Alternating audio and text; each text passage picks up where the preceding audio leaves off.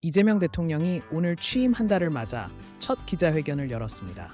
통합국정 운영과 검찰 개혁 의지를 강조한 이 대통령은 야당과의 정례 회동을 약속하며 추석 전까지 개혁 틀을 마련하겠다고 밝혔습니다.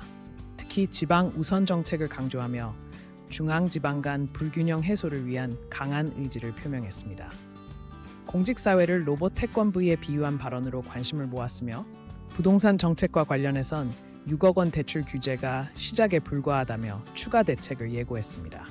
김건희 특검팀이 출범 하루 만에 삼부토건 본사와 관계자 주거지 등 10여 곳을 전격 압수수색했습니다.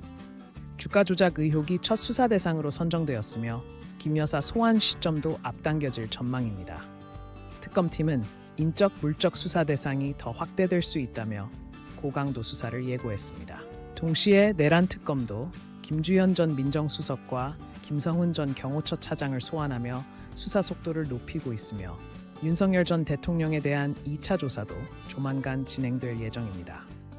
도널드 트럼프 미국 대통령이 독립기념일을 맞아 각국의 관세율을 명시한 서한을 발송할 계획이라고 밝혔습니다.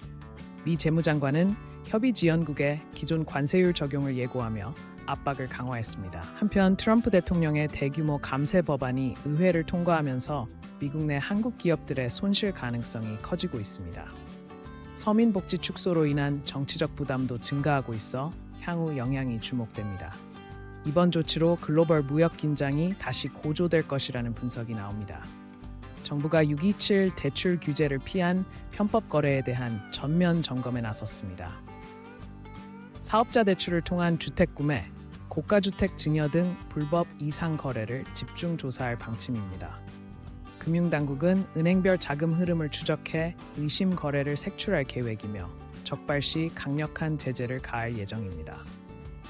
이번 조치는 부동산 시장의 불안정 요인을 차단하기 위한 것으로 향후 추가 규제 장치 마련도 검토 중입니다.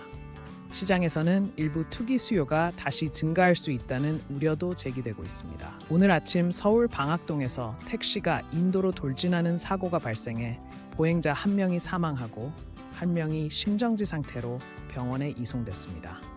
연일 이어지는 폭염으로 인해 운전자 피로도가 증가하면서 도로 돌진 사고가 잇따르고 있습니다. 한편 폭염으로 야외 근로자와 농민들의 고통이 커지고 있으며 온열 질환자도 급증해 사회적 문제가 되고 있습니다. 제주도와 남부지방의 장마가 끝나면서 본격적인 폭염과 열대야가 예상되어 시민들의 각별한 주의가 요구됩니다.